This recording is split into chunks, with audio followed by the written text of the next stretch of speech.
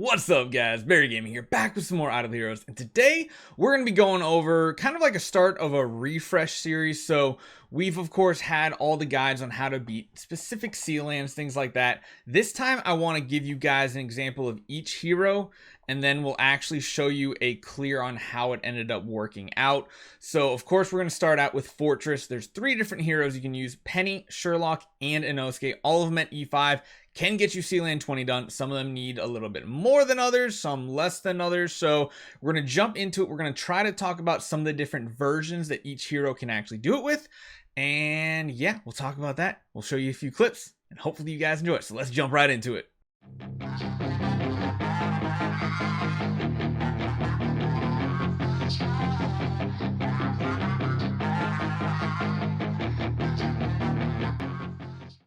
Okay, so starting off, we are going to go over Inosuke. So Inosuke is the newest of these 3 heroes. He is also one of the best, period, Sea Land 20 solo E5 hero clears. You saw it on our free-to-play series. We did it very minimal. We didn't even have a maxed out pet. We had like a 9-star support Sherlock because we're building him anyway. But honestly, if you have some energy artifacts, things like that on some Fire Fist, it can be done. So yeah, Inosuke, definitely a good one to do it. As far as artifacts go, you're going to need probably just any old offensive one. Honestly, the very bottom one down here, this Splendid or anything higher than Radiant Magic Stone Sword is just going to make this a cakewalk, because combined with his shield, he literally like can't get 1 shot. He can't get 4 shot even. It takes a lot of hits to take him down.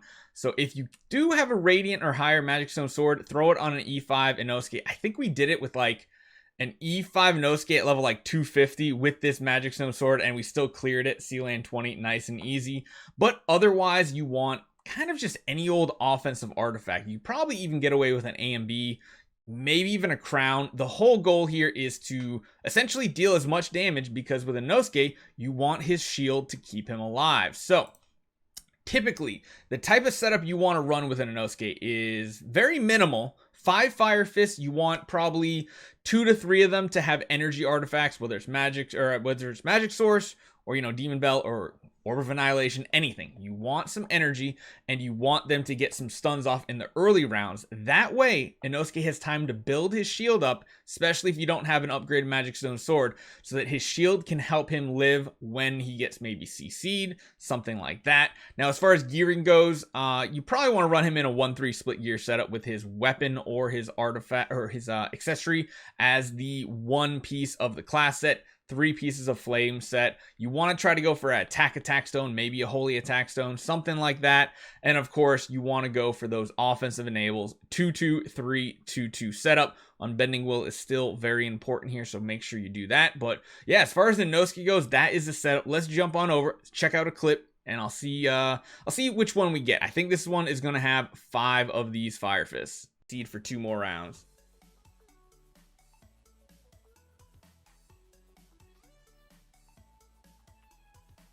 Yes, we hit both mages. This could work, maybe. Oh, we still get CC'd, but we're killing people now. Is this it? Is this what we needed? Did Barry Gaming figure this out? Come on, you got this, man. You got this. Oh my god. What? Next up is the oldest of the crew and the original, pretty much best first E5 to build, because she did Sea Land 20 where other heroes couldn't. They required multiple E5s. She was like the first E5 hero that could do it just with some like 6, 7, 8, 9, 10-star support heroes. She's very strong. She's definitely fallen off ever since. The newer heroes coming out, of course, are just that much stronger. As far as artifacts go, Nail of Destiny or Murmur are definitely the good ones. Those are like the old school traditional ones to run. They are anti-warrior artifacts, so even if you just have another class anti-warrior and not necessarily a Nail, it can help. Murmur gives her a little bit more HP, a little bit more survivability. Those are really good because she's always going to be attacking the front row enemies, and her AoE burst damage is based on how much damage she does with her basic and active, which are against warriors. So the more warrior damage you can do, the more AoE damage you can do. Now, of course, when you run those, crit chance is very low. You've seen me probably get really annoyed in times, and yeah, not the funnest. But you can also get away with a Punisher staff if you have some void imprints on her. If you don't have any void imprints, you probably want to stick to the anti-warrior. And then of course, if you have an upgraded one, it's not amazing or anything like that, because her basic and actives, they don't hit multiple targets. The big AoE burst will not proc this right here. It'll only proc on the original targets that she hits. So make sure you're sure of that. You are going to want to run a little bit more heavy of a lineup, though. You're going to want probably 2 to 3 9 to 10 star Emilys. The Emilys, of course, are there for when they drop below 50% HP. They're going to give buffs to your team and debuffs to the enemy. Same with her active. And then you're going to want to run 2 Valentinos. One of them a 6-star and the other one, or actually I think you can get away with one of them as a 5-star and then the other one as a 7-star. So a 5-star and a 7-star Valentino in the back row. The stun chance is going to be what's really important here. You need to get like a triple or quad stun on the little tiny minions out there. They pretty much buy Penny enough times to crit enough times to then deal enough damage. If you don't CC anybody, just like every Sealand, it seems like you're not going to have enough time to let that unbending will shield save them in the later rounds when they're going toe-to-toe with the boss. So let's jump into this. I'm pretty sure we have this exact example here. So let's jump into it so you guys get to see it. Finally get the a Valentino up to 7-star. If this account can get a 7-star Valentino, that's where your passive comes. Oh my god, that was a lot of damage. Penny, you beast of a girl. Come on, big crit, Penny. Big crit. Oh! Did we just do it? Guys, we just did it. We did it.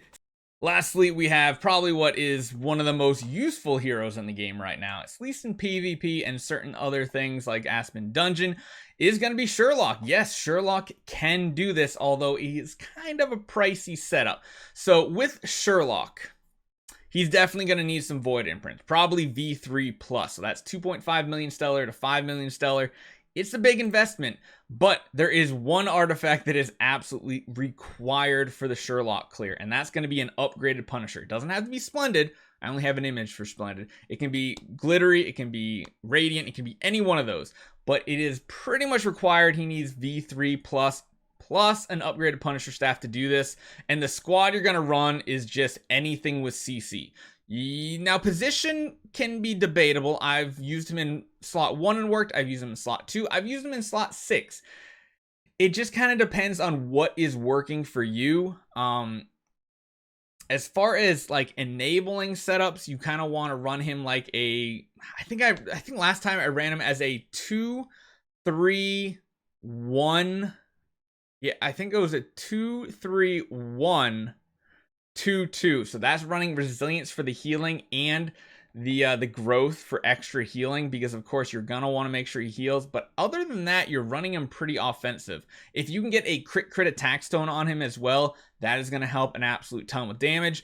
Most of the time it comes down to getting enough CC but leaving enough targets up to get health swaps constantly. If you're not getting those health swaps fast enough, you're not going to be dealing enough damage, because a lot of this damage is going to come from health swapping, not just the Punisher staff. So let's jump into the last one here. Let's see if we can get a good clip for you, and then we'll jump to the ending.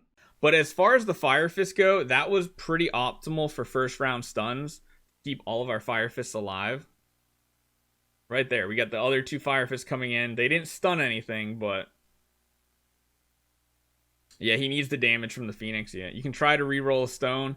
We'll see if we need to. We'll give it some tries first. Yeah, I didn't think he procced Unbending yet, so maybe there's a chance we could run another attack enable instead of HP. Ooh, that's close. We need... that's actually... You know what? 3 of them up seems perfect. Having 3 of them not CC'd, now is going to be when we really need to push the damage here. Come on. Come on. Big active right here. Yes. Okay. So let me know what you guys think. Also let me know which faction do you want me to do next? Do you want me to do Abyss? Forest? You let me know. Honestly, this is one of the ones that has the most varieties that can clear it. Actually, no. Second most next to Shadow, because Shadow you can do it with Tix, Ithaca, Eloise. I mean, there's a lot of options. You can do it Horus. There's a lot of options. So let me know what you guys think. Hopefully this helped you guys out. If I missed anything, definitely shoot a comment down below and let me know. And I'll see you guys next time.